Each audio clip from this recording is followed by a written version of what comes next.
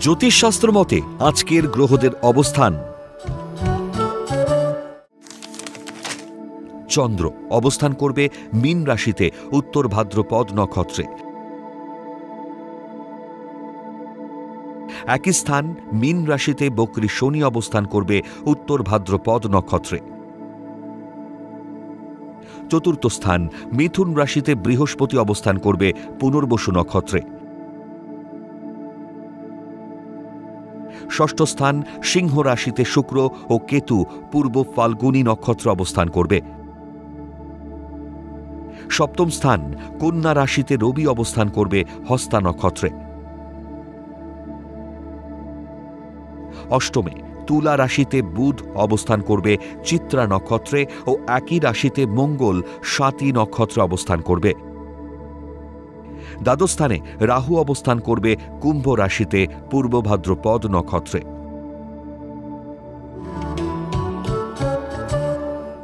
আজ জন্মগ্রহণ করলে রাশি মীন, নক্ষত্র উত্তর ভাদ্রপদ, তিথি শুক্লা চতুর্দশী,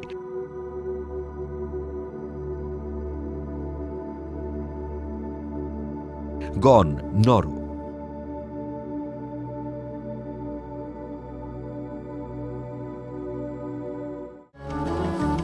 আজকের রাশিফল।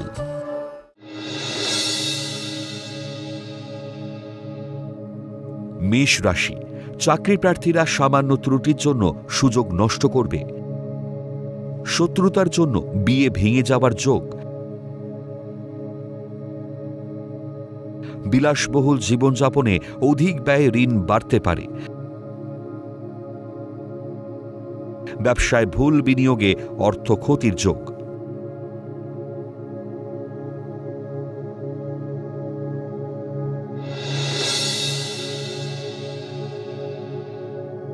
বৃষ রাশি, সরকারি ঠিকাদারদের আয় বৃদ্ধির যোগ। প্রেম বা বিবাহ ক্ষেত্রে নতুন যোগাযোগ হবে। দাম্পত্য জীবনে অন্তর্কলহে জীবনযাপন দুর্বিষহ মনে হবে।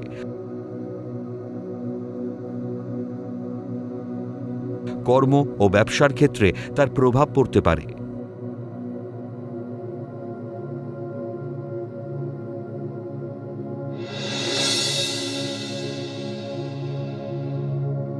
মিথুন রাশি, শিক্ষার্থীদের পড়াশোনায় আরও মনোযোগী হওয়া দরকার। জীবন সঙ্গীর সঙ্গে মনোমালিন্য হতে পারে।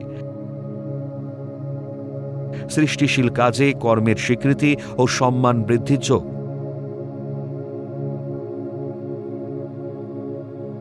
জলপথে ভ্রমণে যান্ত্রিক ত্রুটিতে বাধাবিঘ্ন আসতে পারে।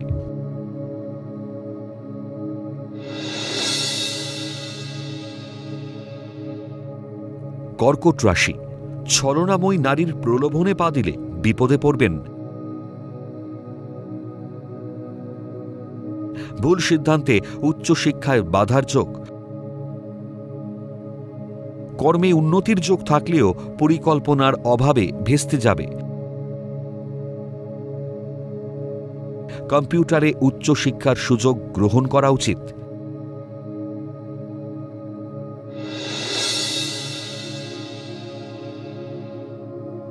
সিংহ রাশি, গৃহে আনন্দ অনুষ্ঠানে প্রচুর লোকসমাগম হবে।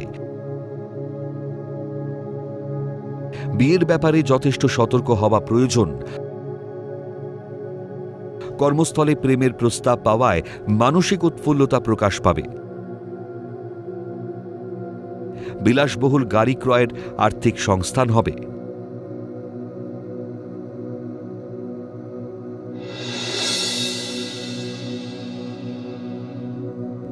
কন্যা রাশি, মহিলা সহকর্মীর সান্নিধ্যে কর্মোন্নতির যোগ।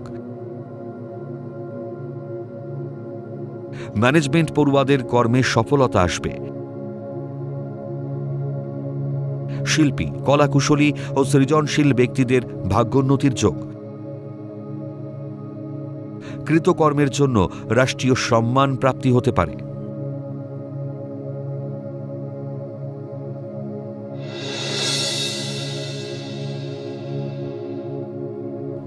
তুলা রাশি, শত্রুরা বলশালী হয়ে কর্মস্থলে ঝামেলা পাকাতে পারে। মানসিক দৈন্যতা ও একাকিত্ব বাড়তে পারে।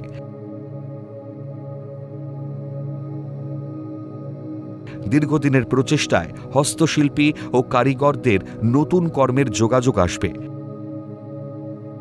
আয় বৃদ্ধির সঙ্গে সম্মানও বৃদ্ধি পাবে।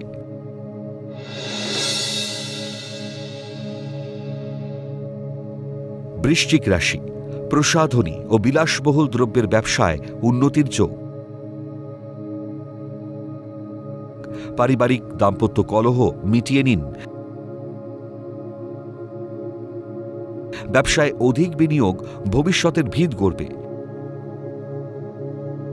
প্রসাধনী বা বিলাসী খাদ্যদ্রব্যের ব্যবসায় অধিক লাভের সম্ভাবনা।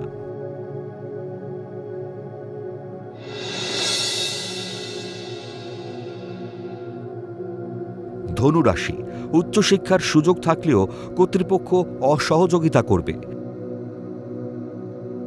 স্নায়ু দুর্বলতায় শরীর ভালো যাবে না। প্রেম প্রণয়ের মানসিক ধাক্কায় কর্মস্থলে মন বসতে চাইবে না। দাম্পত্য জীবনে মতবিরোধ ও কলহ দেখা দেবে।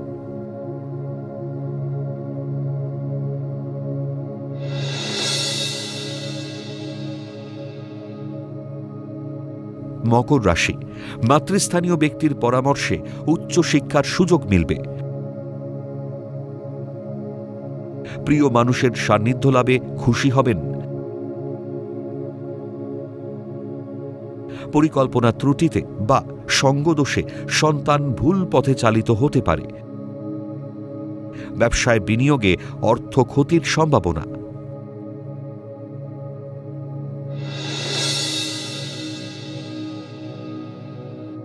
কুম্ভ রাশি, পড়ুয়াদের অন্যমনস্কতায় শুভ যোগ হাতছাড়া হবে। দাম্পত্য কলহে মানসিক হতাশা বাড়বে।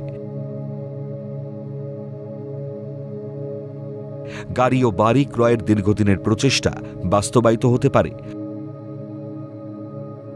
গুরুত্বপূর্ণ কাজের সিদ্ধান্ত আজই গ্রহণ করুন।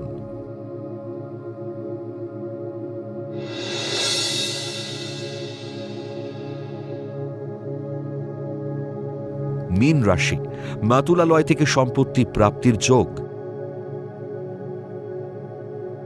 দীর্ঘদিনের প্রেমের পরিণতি বিবাহে রূপ নিতে চলেছে। বুদ্ধিমত্তার জোরে কর্মস্থলে সুনাম বৃদ্ধির যোগ।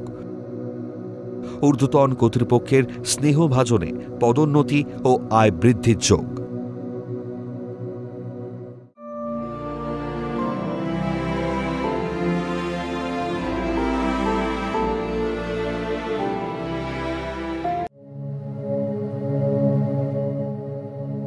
দেবী লক্ষ্মীর রূপ কটি ও কি কি?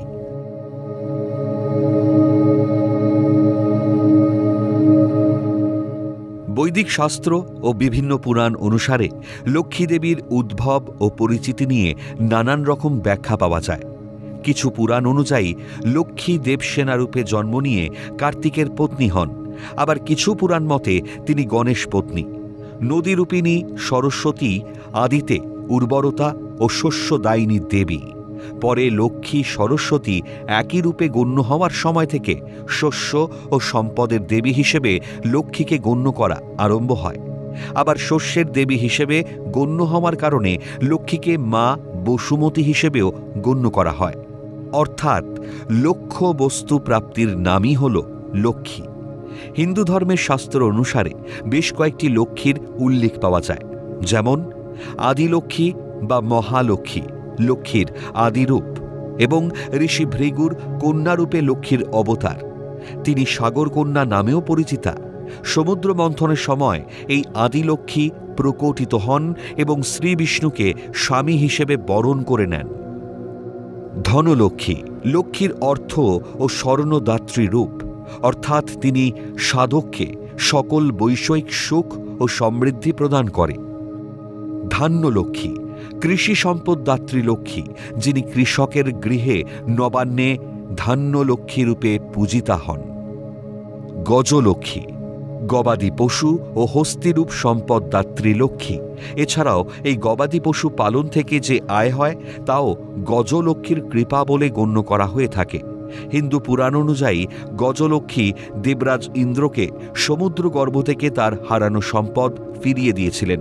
বসুধা নারায়ণ গজলক্ষ্মী শব্দটির ব্যাখ্যা করেছেন গজ অর্থাৎ হাতিদের দ্বারা পূজিত লক্ষ্মী। সন্তান লক্ষ্মী, সন্তান সুখ প্রদায়িত্রী লক্ষ্মী। বীর লক্ষ্মী বা ধৈর্য লক্ষ্মী, যুদ্ধক্ষেত্রে বীরত্ব এবং জীবনের কঠিন সময়ে সাহস প্রদাত্রী লক্ষ্মী। বিজয় লক্ষ্মী বা জয়লক্ষ্মী, বিজয় প্রদাত্রী লক্ষ্মী কেবলমাত্র যুদ্ধক্ষেত্রেই নয় বরং জীবনের কঠিন সময়ে বাধা বিপত্তি জয় করে সাফল্য অর্জনের ক্ষেত্রেও বিজয়ালক্ষ্মী গুরুত্বপূর্ণ দেবী। বিদ্যালক্ষ্মী, কলা ও বিজ্ঞানের জ্ঞানরূপ ধন প্রদানকারিণী লক্ষ্মী। এছাড়াও শাস্ত্রে কর্মকাণ্ডের নিরিখে লক্ষ্মীর অন্যান্য বেশ কয়েকটি রূপের উল্লেখ পাওয়া যায়।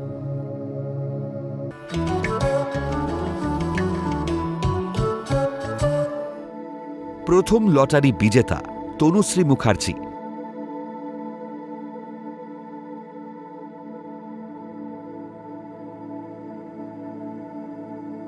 জন্ম তারিখ 1-2-1993।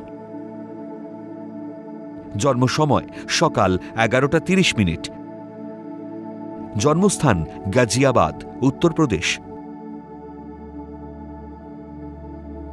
জাতিকার লগ্ন মেষ, রাশি বৃষ, নক্ষত্র কৃত্তিকা, গণ দেবারি।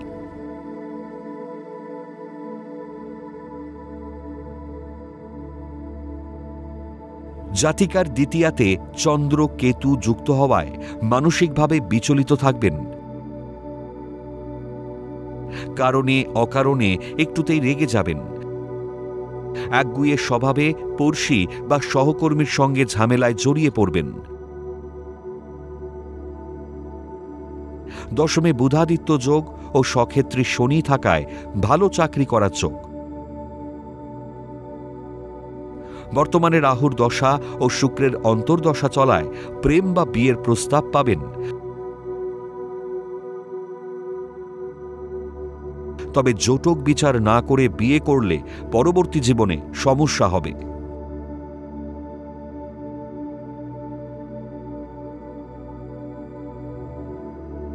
দ্বিতীয় লটারি বিজেতা সৌম্য ব্যানার্জি।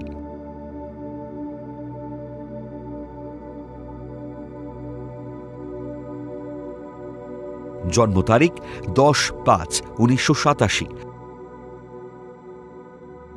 জন্ম সময় সকাল 10:01। জন্মস্থান বহরমপুর, মুর্শিদাবাদ। জাতকের লগ্ন কর্কট,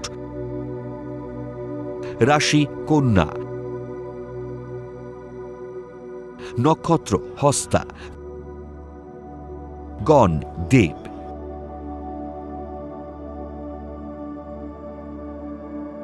জাতকের জন্মছক বেশ ভালো। লগ্নের দশমে বুধাদিত্য যোগ থাকায় ভালো চাকরি করার সম্ভাবনা। চেষ্টা করলে সরকারি চাকরি পেতে পারেন। তৃতীয় নবমে গজকেশরী যোগ সৃষ্টি করায় ও বর্তমানে ভাগ্যপতি বৃহস্পতির দশা চলায় কর্মজীবনে প্রচুর উন্নতি করতে পারবেন। একাদশে দশমপতি মঙ্গল প্রশাসনিক দক্ষতা দেবে। নবমে শুক্র রাহু থাকায় প্রেম করে বিয়ে করলে দাম্পত্য জীবনে মতবিরোধ দেখা দেবে।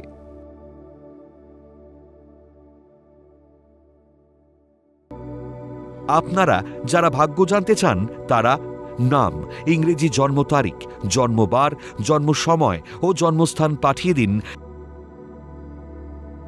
9051112531 এই হোয়াটসঅ্যাপ নাম্বারে।